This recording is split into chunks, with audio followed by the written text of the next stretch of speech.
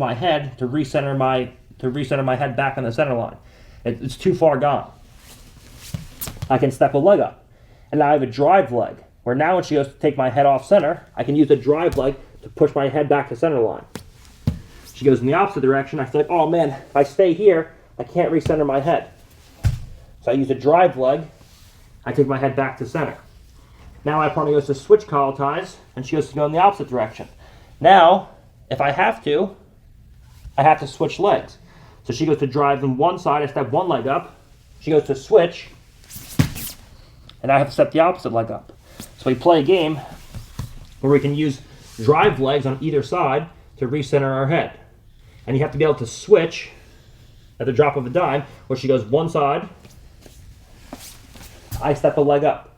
She goes to switch, I go knee to knee, foot comes out. She goes to switch, knee to knee, foot comes out. She goes to switch, knee to knee, foot comes out, and I recenter my head. Same thing with guillotines. She goes to shove it to one side, and from here, I can use a leg up. I can bring my head back to center. Let's say she goes to shove my head to one side, she keeps the collar tie, like so, and she's looking to shove it to a guillotine from here. She's looking to sit up and shove to a guillotine. And she goes to use that collar tie, just stay with the collar tie. She goes to use that collar tie, it's hard for me to recenter my head. Attention. Hard for me to recenter my head. I can step a leg up. I can use a drive leg to recenter my head. She switches sides. Use that drive leg to recenter my head. So we play this game where at any given moment, we can shoot our head right back to the center line. If my partner goes to off balance me in one direction, we have to be able to shoot our head slightly to the opposite side of the center line of the side she's trying to take us to. So if she's trying to take us to her right, we have to take our head slightly left to the center line. And then if she's trying to take us left, we have to take our head slightly right of the center line.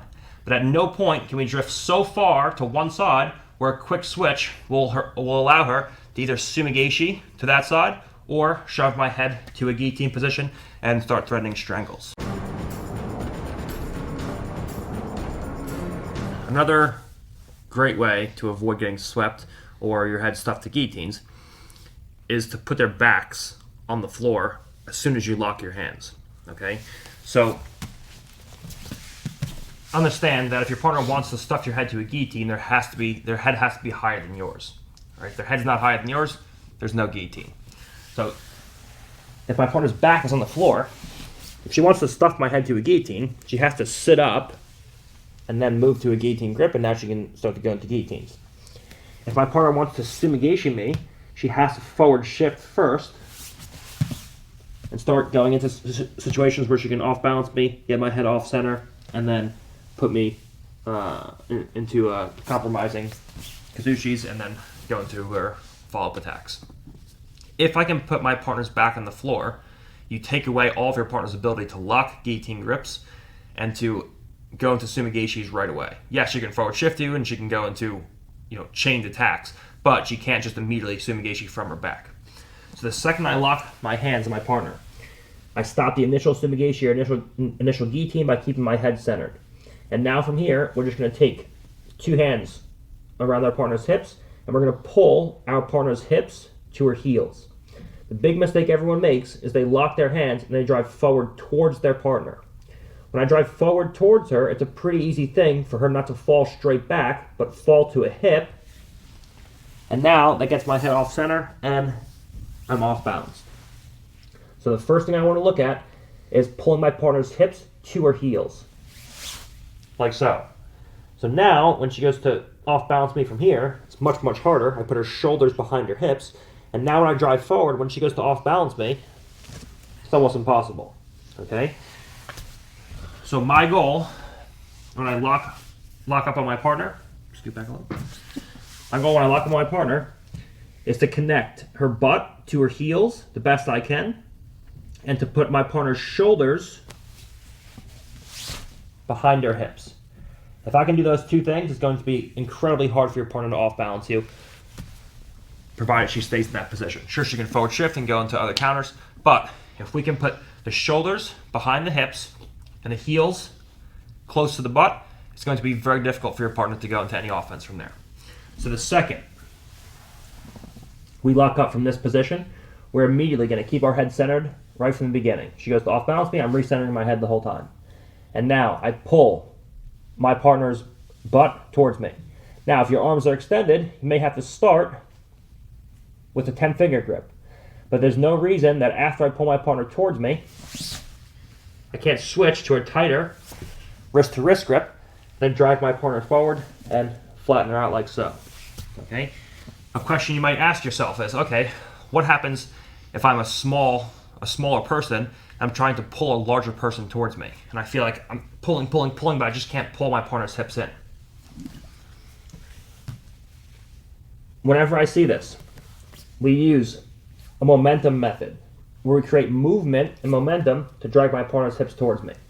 So whenever I see this, I take my one knee towards my partner's center line, and I take a second knee back like so. It's important that before I do this, I take my one knee in towards my partner's center line. What I don't want is to keep my knees wide apart. I sprawl one leg back, now your partner just flicks their legs to close guard, and now your body lock is useless. So when I'm going to do this, I have to make sure that I first take one of my knees to my partner's center line. So that now, when I sprawl one leg back, and she goes to lock a close guard, she can't. Only one of her legs can get up and over mine, and the other leg is trapped. And now from here, I use momentum of my leg kicking back, and then as I move everything backwards, I pull my partner in towards me. We can use a method. It's like you just can't move your partner. Where we play from here, I'm trying to pull my partner in, I feel like it's just not working from here. The knee comes to center, I step a leg back, and from here I just rock. I lean forwards and backwards. Forwards. I sag everything backwards. Knee goes to the floor. My right knee follows. And I pull my partner towards me.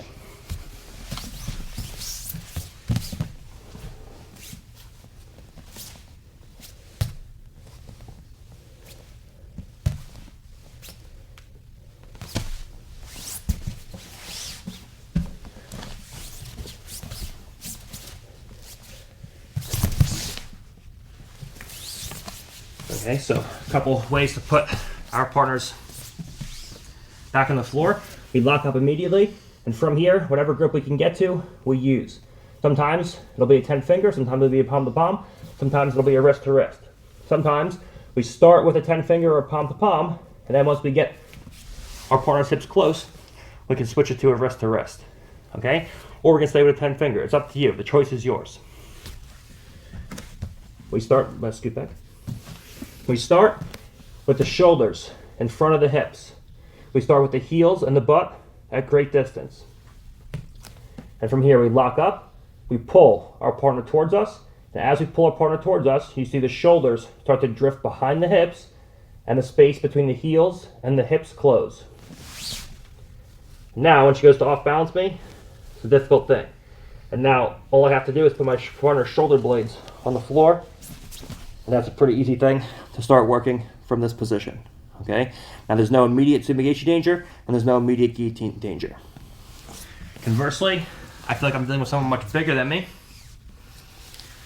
I feel like I'm trying to pull my partner in, it's just not happening. Knee goes to center line to avoid two legs coming out and the closed guard being locked. And now from here I just lean forward, I shoot a leg back, and I pull my partner in using a movement-based method, where I use momentum to take my partner in towards me, connecting the heels and the butt, and putting the shoulders behind the hips. If I can put my partners back on the floor, that's a great secondary way to stop your partner from going into an immediate Sumigachi or guillotining you. So the second I lock my hands, I immediately center my head, I keep my head on the center line, and then I flatten my partner out and put her shoulder blades on the floor. Let's talk about some general cues for when to go in and lock our hands in front body lock. Let's look when to lock versus not when to lock, or when to not lock. When my partner's in front of me, if at any point I see my partner has some kind of wedge between myself and her that inhibits my ability to lock a meaningful grip around my partner's waist, this is not the time to go for body locks. So what does that mean? Whenever my partner has some kind of lower body or upper body position that doesn't allow me to come forwards onto her. So for example, if her knees are inside my shoulders, if the width of her knees is inside the width of my shoulders, this is not the time to go for body locks. Because now, when I come forwards, she has her shins and her knees inside my shoulders, and even if I lock my hands, which I usually can't, even if I lock my hands, it's not a meaningful grip.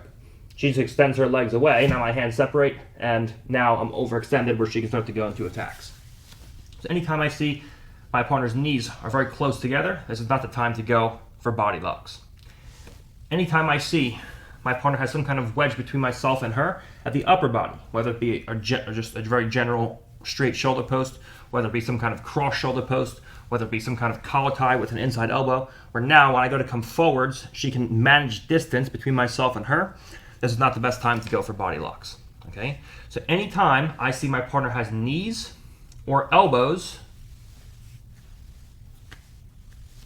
inside my shoulders, where there's a physical wedge between myself and my partner, this is not the time to try to extend myself to get to a body lock, not be able to get a meaningful grip, and then get overextended in the process. Okay? Now, cues for when I'm looking to go into front body locks will be the opposite. Anytime I see that there's an open pathway to being able to lock my hands in a meaningful way to my partner's hips is when I should be shooting to body locks. So when is that time? Anytime my partner's knees are outside my shoulders, where I can get shoulders and elbows inside my partner's knees, where now I can go through and lock a meaningful grip of my partner. So anytime I can come through and I see my partner has relatively wide knees, we can go in and we can shoot to a front body lock.